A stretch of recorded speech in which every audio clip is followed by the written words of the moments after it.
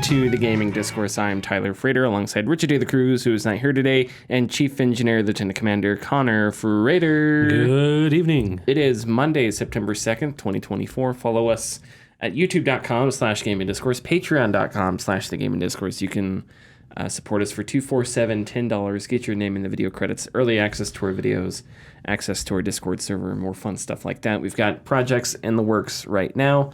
A couple solid updates coming this week on our Patreon. So if you go follow us, the weekly update, I give out, little updates about what we're doing that week and projects and whatnot. And we should have a good update this week. Other than that, we've got news, we've got games. Mm-hmm. Connor, I will allow you to begin. Well, I've been playing a lot of Scene Investigator, which is a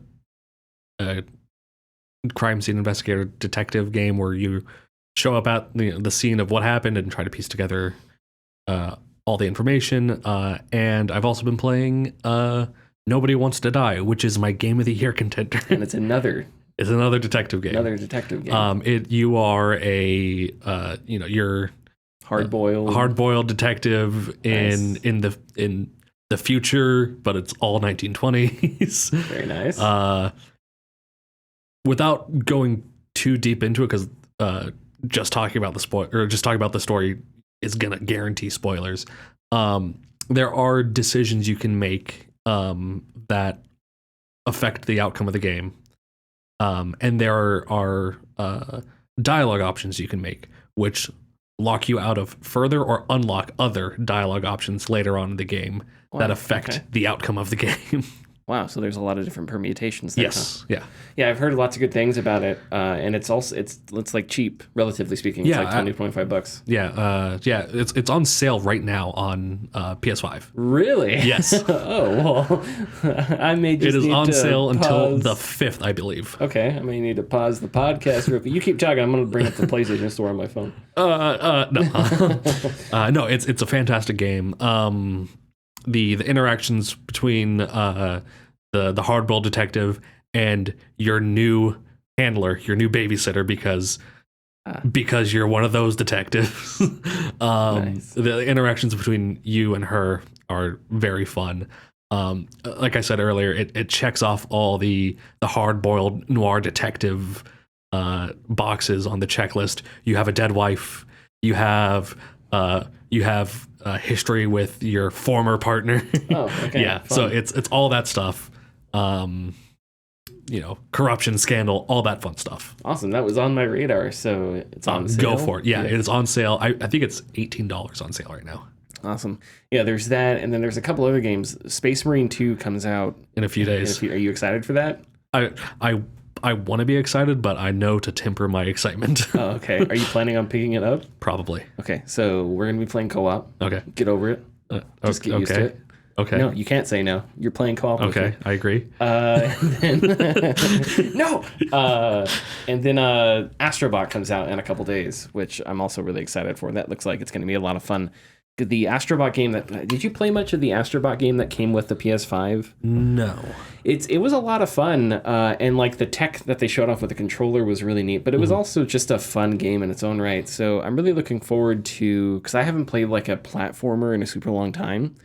Like Mario Odyssey was the last one I got into for a little bit, and that one I was borrowing, so it's like I didn't play it myself. But with what we've seen from that team, I think it's Team Asobo is what makes the team that makes like the Astrobot stuff.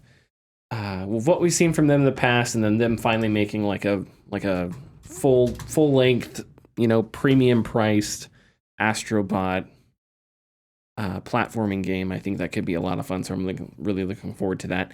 Team Asobo is that's who made Ori and the Blind Forest? Oh, I don't know. I was looking it up because I have a funny work story. Okay. I can't talk about it because the game has launched. But there was a platformer that I didn't say what it was. There's a platform that we trained on for the E3 demo. Because the E3 demo was really buggy. And at one point, I looked over to the other new hire that I'm sitting next to. I was like, I don't know at this point how many of this is the game being buggy and how much of it is just me being bad at platformers. Funny. But anyway, so yeah, there's stuff coming out this week, next couple days. That's going to be exciting. And now No One Wants to Die. Is it No One Wants to Die? Nobody Wants to Die. Nobody Wants to Die. Yeah. That's been on my radar too, and now it's on sale. It is fun. Awesome, cool. They're really the only game outside of College Football 25, which I won't talk about. The only game that I played was Deadlock, and I think we're allowed to talk about Deadlock. I don't know for certain. I launched it. Nothing said I couldn't. Yeah. So, yeah, played Deadlock. The play test, which I don't know how long it's going to go on for. I thought it was fine. Yeah. I haven't played a ton of MOBAs in the past few years. I played Heroes of the Storm a little bit. I had no idea about this, but you had some you were a MOBA you were a League of Legends degenerate at one point. I was. I there's more to that story. I was really into the competitive scene on League for a while. That's a story for another time. But it does feel Deadlock does feel good. It lacks certain and it's an early identifiers. Playtest, It lacks certain identifiers. So this whole discussion, that makes under that makes your standard MOBA work, like your tanks, your attack damage characters, your magic damage characters, supports. There doesn't seem to be a clear distinction between them. They all seem to be able to do a little bit of everything. Yeah, and none of them do one thing really well. Yeah, there's no of the different classes I played. There's obviously the goblin that flies, or the orc that flies. She's a gargoyle. Gargoyle, thank you. She's clearly a support character. Yeah. And then there's the gangster, the lady gangster with the 4 arms, and she has her coat is up. She's clearly a take out other heroes character.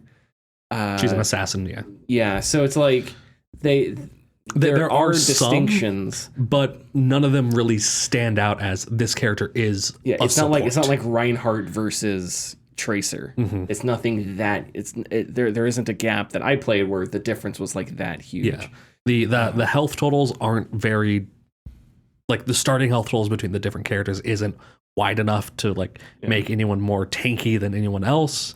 No one starts with natural armor or shield, as far as I could tell. I don't think so.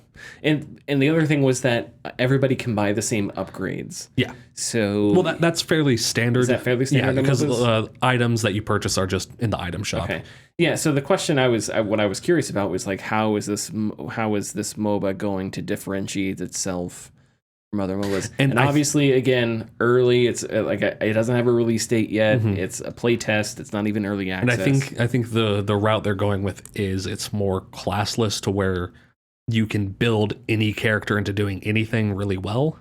Some will lean more towards certain avenues, but I mean, with Ivy, the gargoyle, you can you could just go flat out attack damage and just stack ammo and just mow things down with your machine gun, and then stun people and then mow them down with your machine gun. Yeah, it's an easy 1-2 combo there to make an attack character, or to go all in on ability power and make her stun hit harder, stuff like that. But I was having fun with it, but I don't know, I'm just not super into MOBAs. You have to have I feel like you have to know people, and I don't. You gotta know enough people to get a team, because it takes so much communication and stuff like that. We were doing against bots, and so the bots on our team are going to be bots. But you can, in MOBAs solo, you can just go in a duo. In this one, because it's 6 per side, you can go trios, or full 6, and every other mutation in between there. But yeah, no, I think it's going to, or obviously it's very early, so it's going to change. But I think it has the right bones for a good MOBA. They just need to work on it. Yeah. And then like I think a lot of it seemed there seemed like there was some placeholder stuff here and there. A lot of the monsters were like incongruent with the stuff around them, like art wise. Mhm. So I think maybe that will be reworked eventually. I don't know. But it's weird knowing how things are made in Valve because it's just you know, at other game studios, if they sit down to make a MOBA, it's like a big like investment, where at Valve it's like 4 people were like, hey, let's make a MOBA. and everyone's like, okay. That's like you know, that's the myth of Valve is things just, and there's so many rumors about Valve doing other things, so I'm curious as to like how did this come to be and where were the ideas and stuff, and like what about Dota 2? So how is it supposed to relate to that?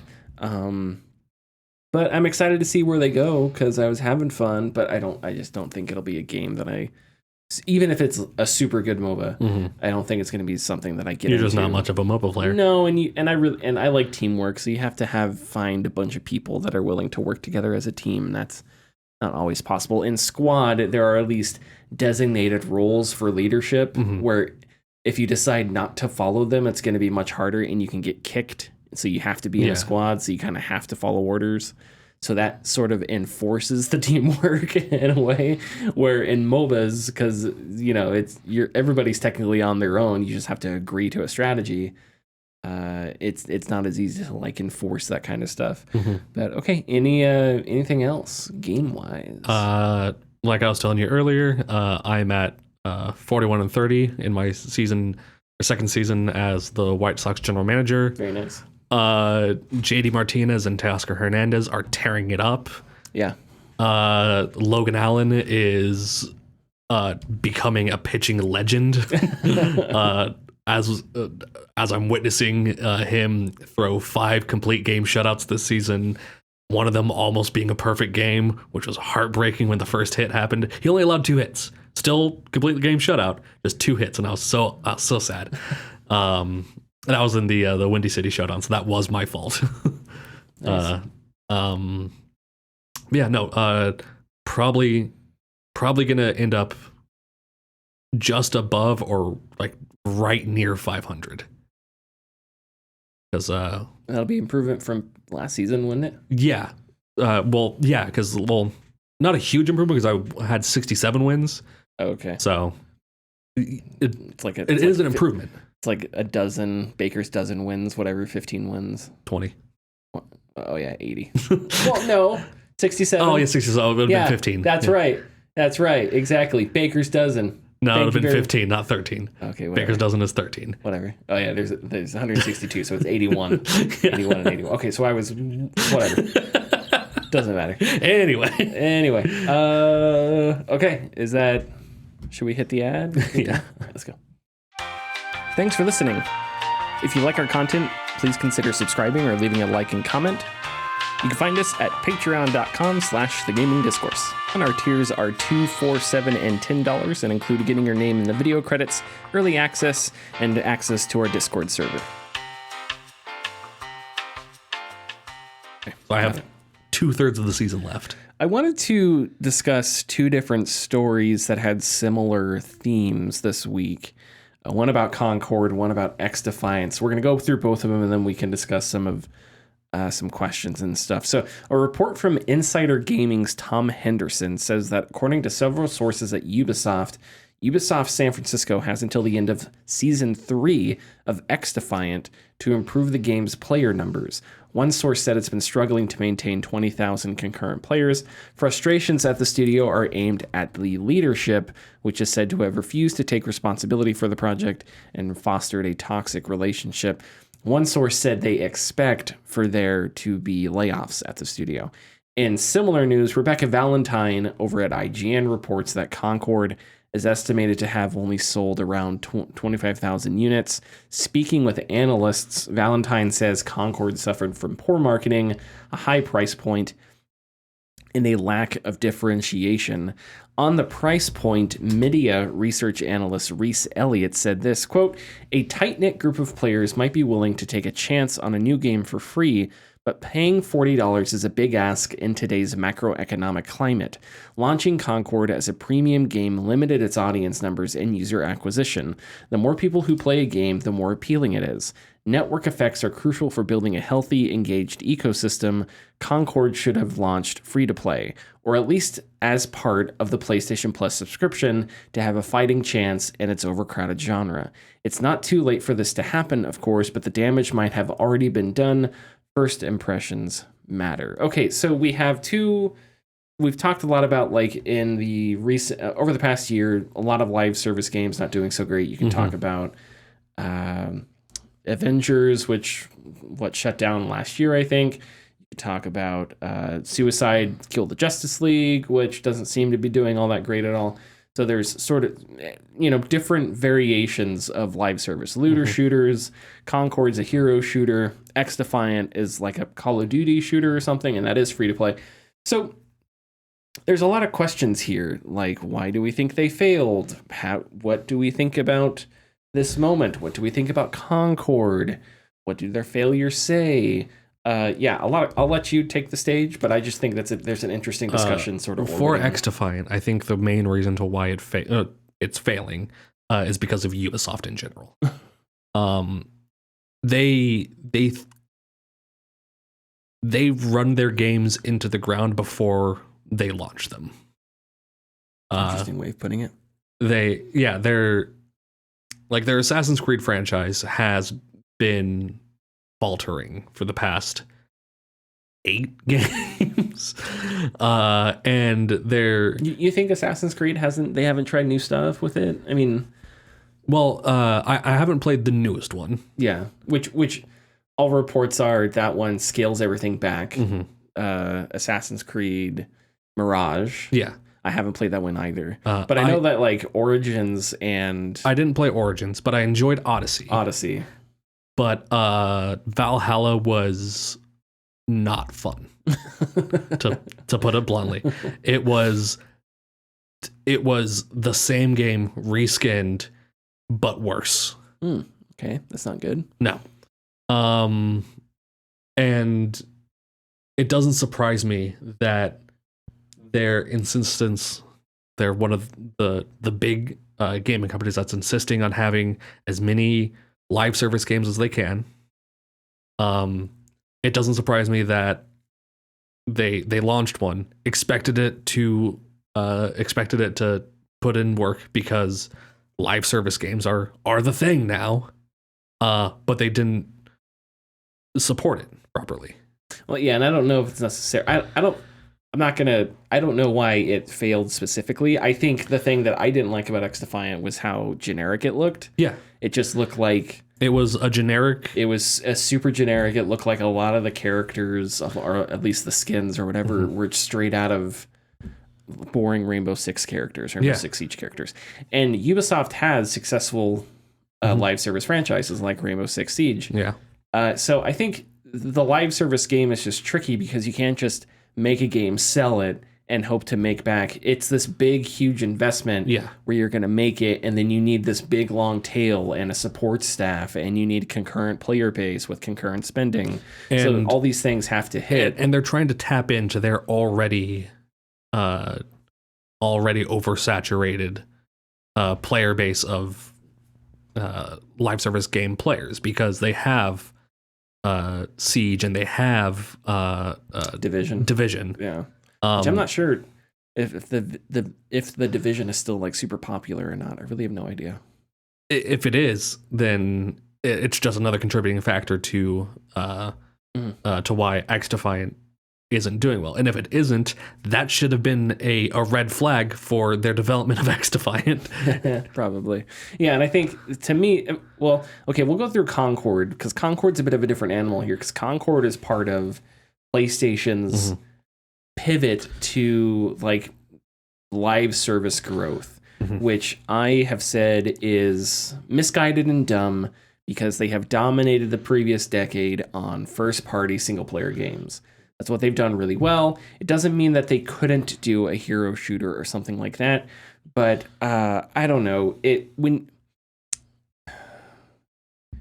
It's trend chasing is is what I think they wanted to eat their cake and have it too. They wanted to have their initial buy-in, and they wanted to have a live service game.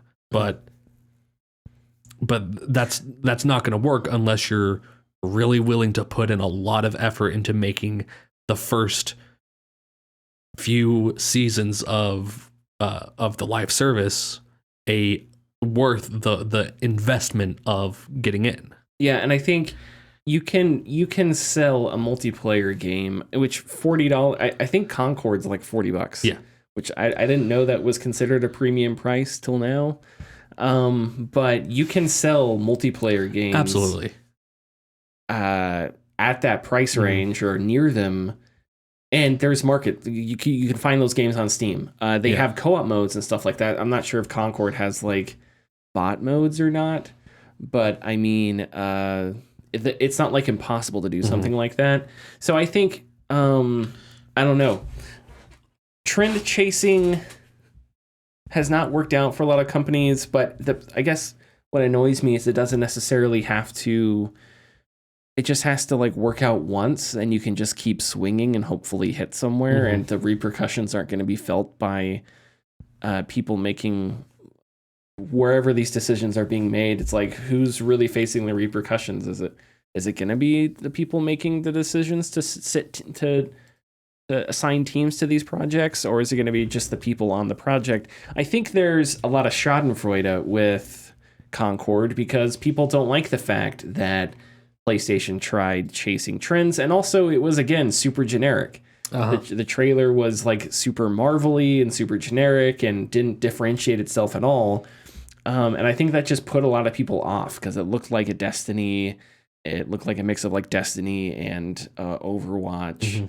And I think that just sort of put people off, especially if you're coming from a studio that has done so many like good single player experiences in the past few years. And the other thing is, I think like look at Helldivers, Helldivers was right around the same price. It was $30-$40, and it exploded into popularity. So why is that? And I think it's because Helldivers was different. It was more creative. It was co-op. So I don't know, maybe you can make the argument that co-op games have an easier way to get to market because players don't have to worry about like learning the game all that much. I don't think it was as big as a selling point as people will make it out to be, but it also did have an established IP. Helldivers. Yeah. I mean, you had people coming in from the previous Helldivers to play it, and them bringing people. And that I'm not saying that was the reason. I'm saying it is one of many reasons. But it was a contributing factor that it did have something previously established. And I think that is what makes it different than Concord. Is it did have I could see what it did have something. There were already legs for it to stand on. Sure, it wasn't building itself up. I don't think those legs were super substantial because it was a different camera angle, and way more people played Helldivers 2 than even knew the first Helldivers existed. No, absolutely. So it's like I understand that there's some like legs there, but the amount of virality that it reached, I think another facet of it was streamers playing it. And it just went viral because I think it was just an interesting, cool game, And it's because of the hijinks that can be had in Helldivers. Sure, that too, yeah. But I don't know. So I think like you can come with concrete reasons as to why these games failed, whether it's marketing or whether it's a saturated market. But I guess to me, maybe the important thing is like what should people learn from this? Like, what if you're an executive at Ubisoft or you're an executive at PlayStation, I don't know, what should you learn from these things? And the thing that I would hope people would get is, hey, maybe we don't have to do this. Maybe we don't have to spend resources on trend chasing, on generic looks like everything else games that, and there are people that will argue that Concord was going to be really generous in its live service updates and stuff like that. I think There's going to be a bunch of free content and stuff. I don't really remember. But the larger point was that it existed to get an audience in so that it can monetize that audience, right? And so maybe it's like, do you need those live service games in your portfolio? Or is it this endless march toward a cliff for growth that is driving you to start projects like these that are super risky and will probably fail? And so now it's like here. And I think that's the thing. And so if I'm an executive at PlayStation or I'm an executive at Ubisoft, I take a step back and I say, okay, do we need to focus on things like this? Or can we focus more on our single player stuff? You know, if I'm at Ubisoft, I'm like, hey, maybe we don't need a Call of Duty. Maybe we can try and make something new, something cool.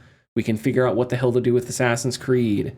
I don't know. I'm sure there are tons of people working on Assassin's Creed at Ubisoft. It's not like throwing everybody on XDefiant on Assassin's Creed is going to fix anything. But I don't know. Trend chasing is as old as time in video games, and it's just never received well. I don't know. And at least in, I don't know, at least in like Blizzard's case and other studios, they would pick a genre and they would do it really well. Like, you know, when Overwatch came out, hero shooters weren't saturated. You had Team Fortress 2 and maybe a couple others. I don't know if Rainbow Six Siege, I guess it's a hero-based shooter, but it's sort of tactical. It's not sort of the same like chaotic bouncing everywhere. But there was Team Fortress 2 and a few other games, but the market was not nearly as saturated. Yeah. Until I think Overwatch. And then after Overwatch, you had like Bleeding Edge and you had Battleborn. Holy shit, all these games that we forgot existed. Yeah. I think, did Battleborn come out the same day, like right around the same week as Overwatch? Wasn't that one of the things that happened? I think it may have. So maybe we shouldn't blame Battleborn too much because they were working on stuff right around the same time that Overwatch came out. But anyway, they entered the market when it wasn't as saturated, and the game was also really good, so they had that going for them, rather than sort of chasing trends and trying to follow up on that.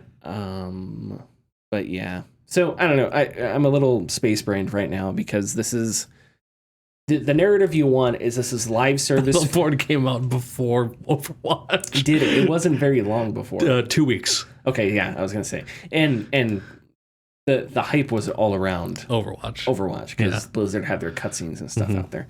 But man, I forgot Battleborn existed. Holy cow. Okay, so what was I gonna say? So because the narrative is really seductive that these live service games are failing, and you can laugh in the face of executives and say, ha ha ha, your stupid greedy live service fans plans are failing. But like the reality is obviously much more complicated than that, because I think at some level these have to be measured risks. Like they know these aren't going to be all hits, and they're part of a larger strategy of like trying to figure out how to push live service games. And I think they just need to lean into the stuff that they're good at. With Ubisoft, I don't know what that is really. Well, with Ubisoft, I don't understand why they didn't make like an Assassin's Creed hero shooter. I would hate that. Me too. But at least then you have something to lean on already. Sure. Instead of like a generic modern shooter. Yeah, sure. Like modern aesthetics shooter. And Tom Clancy's I think they removed the Tom Clancy's though eventually. But I think it used to be Tom Clancy's XDefiant. Like, what the hell are you talking about?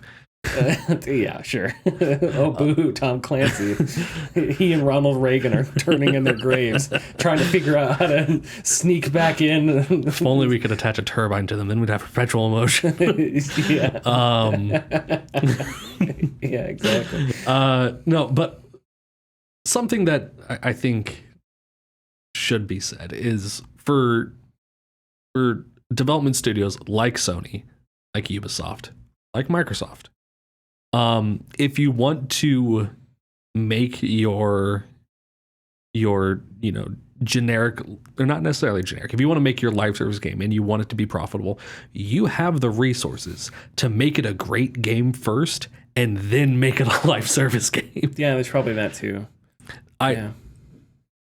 The fact that XDefiant is just very generic looking is hugely disappointing. Yeah. That they didn't try something. And I'm not sure why that decision was made. Like, let's just keep it like this, you know? But again, I think, to me, it's just, do you need these live service games? They don't. Or is it just a giant waste of resources? Yeah. You know? And Phil Spencer or Phil Spencer equivalents at these companies would say, well, we're a business. And I'd say, well, you know what? Then just make Candy Crush. Because if it's really down to that, just make a bunch of fucking Candy Crush clones. Because those will make money. And they're cheap to make. Because they're shitty mobile games that don't do anything but sell microtransactions. So it's like, if it's really just about growth and well, we're a business, then just stop trying to do anything on consoles and PC. Just make Candy Crush clones using your IPs. I don't know. I get so fed up with that because it's like, oh, boo-hoo. I'm sorry that you have to deal with being rich and having rich bosses. Think of a way to... You're part of a $2 trillion corporation. Yeah. Take a risk. you really can't think of a way to make good games at a sustainable pace or anything like that. Anyway, is there anything else you would like to say about this? I just want to double down real quick, especially for Concord. Sony, you could have done so much more. Yeah, you could have you've had hit after hit after hit after hit with your games. There's no reason that this one couldn't have been included in that grouping if you actually cared about the game. Yeah, and I think I don't know, because it's tough to say well, it should have had single player, but you have no idea. Maybe there was only 50 people working on Concord or 100. It was in the works for 8 years or something like that. So it's been on the works for a while. Who knows how many times it had been reworked or whatever. But it just feels like, I don't know, at some point it's just someone has to catch that this just isn't a great investment. Yeah. And look at the portfolio that you've done beforehand and say, here's all the stuff that we're good at and what we've been doing good. Maybe we should stick with that. So in any case, you ready to move on? Yep. Move on. Yeah. Okay. Sam Rosen, who is the CEO of Atari, spoke with game developers Chris Kerr at Gamescom, specifically about the revival of Infogrames, which the company says will be used to publish games outside the portfolio of IP that's associated with Atari. Rosen said the company hopes to make Infogrames a preservationist publisher that can acquire franchises from devs who don't have the resources to support them. I'm going to read a quote here. Quote, Infogrames is pretty unique in that we have a lot of opportunities coming to us of games or IPs that people wanted to sell because they felt like they should just disappear. We felt like Infogrames was the right place to have those series and carry them on. So for Infogrames, it's really about games that developers and publishers have moved on from that probably still have some life in them. The goal is to then engage in preservationist publishing. What that means for each title will be variable. Sometimes it's just making it accessible on more platforms. Sometimes it's remastering. Sometimes it's sequels. One game Rosen said he would like remaster specifically is Ogre Battle, which is a tactical RPG currently owned by Square Enix. And I'm sure if Richard were here, he'd be like, yeah, and Ogre Battle only released in Taiwan for 2 weeks, and then there was a Arctic Circle version that included a Kenny Chesney single in it. Really weird tie-in. Anyway, sorry, go ahead. I just had a Dead Dove Don't Open moment where I was like, oh, I wonder what this game's about, and it's ogres battling. It's just ogres, yeah. Just ogres fighting each other. Don't know what I expected. Sam Rosen is one of those executives that says a lot of things that I'm like, man, that sounds really good. I kind of like this guy. But he's an executive, which means he's the most evil person on the planet. And preservation and companies, I don't know. Those are two things it's real sketchy. It's real sketchy. Those are two things that I just don't like getting near one another. Because preservation is Preservation is something where it's egalitarian. You're saving these things because they're worth saving. That you have to look at them as works of art. And is it, not everything's going to be something that people go nuts over and buy a million copies of, because you're keeping it available, Yeah. So go ahead. I was just gonna say it's a weird thing about diction. It's like we call it a company and we're like, maybe they shouldn't be doing this. We call it a foundation. We're like, good job, guys. Right. But this is but he Rosen, the different things that he's done with Atari in the past, or since he's taken over, this kind of fits with that, and it's an idea that I love, and I think a lot of people have had. Mm-hmm. He also talked about in the story about like Atari's position and why you should allow Devolver Digital to do Devolver Digital's thing, and we can do this like preservationist thing, and I think that's a really good idea. Mm-hmm. I'm really bad at coming up with like, here's an example of. That's why we need Richard, because Richard could just like ching. He could just like a list would print out of like, you just pull the Richard lever and he's like a little dot matrix. Yeah, like a Walgreens receipt, a CVS receipt would come out and we rip it off and it's like, here's all the games that Richard knows of that could be preserved. But no, dominatrix. No, I just got that. That's not dot matrix, not dominatrix. I thought you said dominatrix. No, dot matrix. Okay, the old printers that had like the perforated sides and the holes on the end. Freudian slips there. No, but also a dominatrix. yeah, sure. No, but I think it's a really cool idea. And yeah, like I said, my only fear is like that grind between a company and preservation, because preservation is not always. And I also wonder, like, how do you peel some of these games away from, because publishers are not always looking to divest their stuff. They don't want to sell it for whatever reason. Companies get IPs, they leave them in the trash somewhere, and then they kind of leave them behind. And even if they have opportunities to allow someone else to do something with it, it's like, are they really going to? I don't know. Especially with how popular remakes and remasters and stuff like that have been, companies are starting to look back at their portfolios and say, hey, what can we do with the stuff that we already have? So I think it's an interesting idea, but I do wonder, how do you combat that? Like, how do you persuade companies in this time when there are so many, when remakes and whatnot are super popular, and already in an industry where people never want to split from their IPs, how do you persuade companies to allow you to take something off their hands and get a chunk of it or whatever and produce it and work on it? We're not just doing this for money. A shitload of money. For a shitload of money. And I guess if that's but are you going to have a shitload of money in preservation? Well, I think Atari has a shitload of money.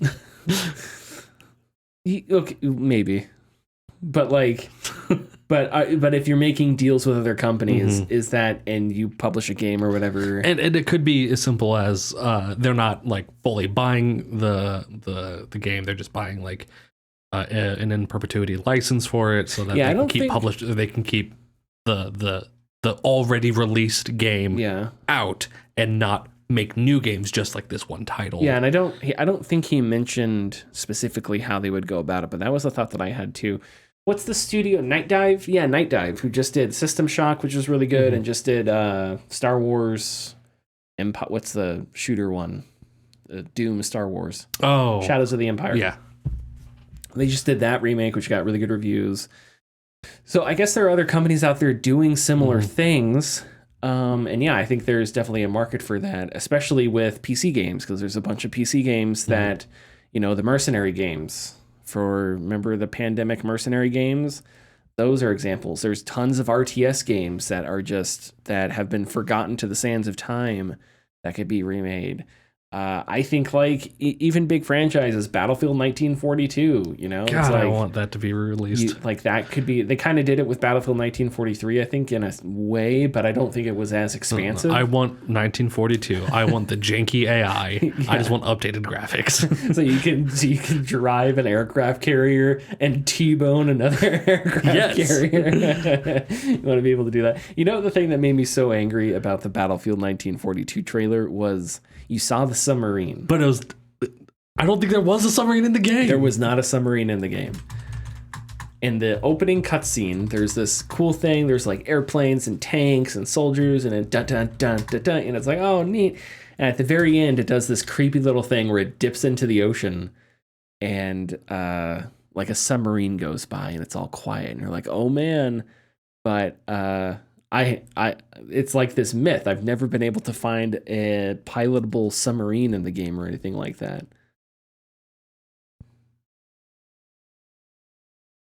Do they exist? Only at the Battle of Midway in Guadalcanal. But I've played the Battle of Midway so many times. Is it like a U-boat? Only multiplayer. Only in what? Are they on the service? We're looking at a forum from like, not even sure when. 2002? 2004. 2004. Okay. Well, it looks like I'm reinstalling Battlefield 1942, and we'll have to boot it up and just play each other. They're not in single player unless you've modded the game. They're only available in multiplayer. Oh, okay. Well, still, you can't show a submarine like that, and then it's only in 2 maps in multiplayer. Okay, I rescind my complaint. I'm wrong. I'm sorry. I'm not a Battlefield 1942 stan. Enough. Anything else you want to say about this? Again, good motives. Let's see how they act on said motives. Sure. Is there anything else you want to talk about before do you have any tidbits? What if I told you, in this world, there are bits, and there are tids, and Richard is the only man who can put them together into tidbits?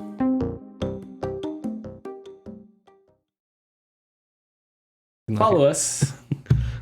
Patreon.com/thegamingdiscourse, YouTube.com/thegamingdiscourse. Update this week. Hopefully some new content soon, some other stuff in the works. And we'll see you next week. Bye.